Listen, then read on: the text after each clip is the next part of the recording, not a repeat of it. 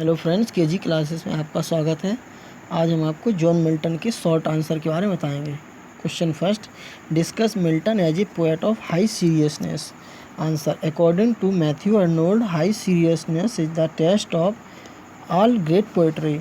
High seriousness marks both Milton character and poetry. He always had a high standard of poetry in his view, which he was always comparing himself, nothing short of which could satisfy his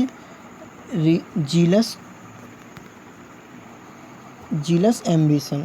He thought of nobler forms and nobler things than those he found about him. In fact, Milton's chief talent lies in the sublimity of his thoughts. He lived apart in the solitude of his own thoughts, carefully excluding from his mind whatever might distract his purpose or alloy its purity or damp his zeal. With darkness and with dangers compassed around, he had the mighty models of antiquity always present to his thoughts. Determined to raise a monument of equal height and glory, that monument certainly is the paradise lost, in which he pursued things unattempted yet in prose or rhyme. Question second, throw light on superb imagination of Milton.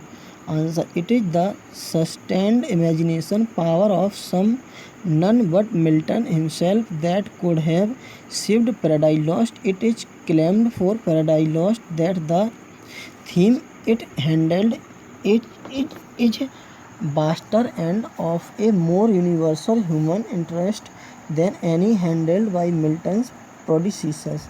In fact, it deals with the fortune of the whole human race, not of a city or of an empire. Apart from the profoundest significance of the fall of man, the foregoing issue of the rebellion of the angels tracked upon Milton's scheme of the universe, leading to the creation of hell as the place of punishment for all the fallen angels, and the creation of the world for the habitation of man, and to represent these changes being brought in universal space through eternity in their true proportion and magnitude, and in relation to the development of the theme is the task of a supreme imagination, and imagination that can soar above time and space and feel at home only in infinity. Lowell rightly says, in reading Paradise Lost, one has the feeling of a vastness. Next question है, find a reformation zeal in Milton. Answer, Milton was liberal Puritan. He believed in Puritanic austerity, simplicity and faith without being fanatic, narrow-minded or intolerant of other beliefs and creeds. He was one of the great leaders of Reformation that sought to bring about radical reforms in the religious, social and political life of the people. For this purpose, he wrote a number of powerful and impressive tracts and pamphlets. Dealing with great national problem, he could not separate his poetry from his zeal for reformation. God had blessed him with that one talent, the political genius, with which he had vowed to serve there with my Maker. It was Milton, the Puritan poet living in a Puritan environment, who selected the fall of man as the theme of his great epic, because in the treatment of the fall he went to condemn the mental cavity of man, who is prone to forget the importance of his very action. The fall yields the obvious meaning that it is the first business of man to understand the issue of life. We find a reformation Gill and Milton here. Question 5th. Discuss the Renaissance elements in Milton poetry. Answer.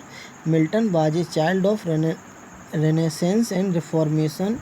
Renaissance and Reformation are complementary to each other.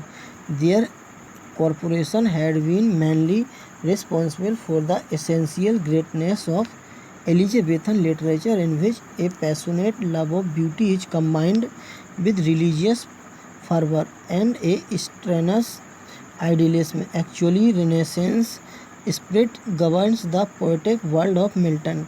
Paradise Lost is the product of Renaissance learning, Renaissance art and literature, and Renaissance philosophy and metaphysics. Milton's cosmology is based on classical mythology of learning. A very important aspect of Renaissance was humanism. It asserted the essential dignity of man as man. Milton was champion of individual and social liberty and freedom. According to him, the goal of life could be achieved not by the study of God but by the study of man. Beauty is the central creed of the Renaissance. The Renaissance artists were great lovers of beauty, beauty of nature and beauty of the human form. Milton was passionate devotee of beauty. So we find all Renaissance elements of Milton's poetry. Question 6. Discuss Milton's reputation and influence. Answer. Milton was a unique poet. He has enjoyed a great reputation that has not been shared by any poet in any language. His reputation and influence have remained undisputed in all the countries. In fact, this reputation has ever remained on the increase ever since his own times. There have been diverse opinions, of course, with regard to his personal life, his religious view and political view, but there has ever been an utmost undisputed unanimity in recognizing his high nature as a poet. Even his most adverse critics like Dr. Johnson finally come to praise and admire him as the author of Paradise Lost. Shakespeare may be more popular, but Milton is certainly more admired and respected. Milton enjoyed little reputation in his own times. In fact, he was ignored and defamed by the section of people.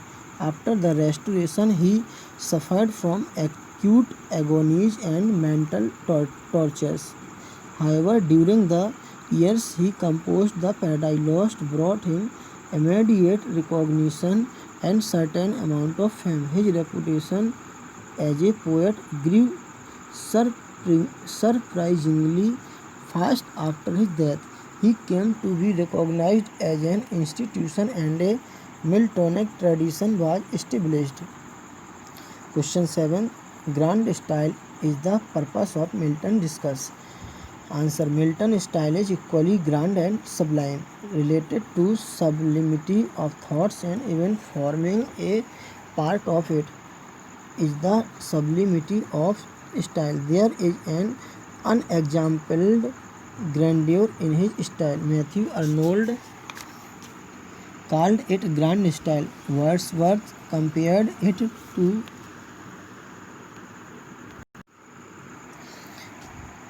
to the voice of the sea.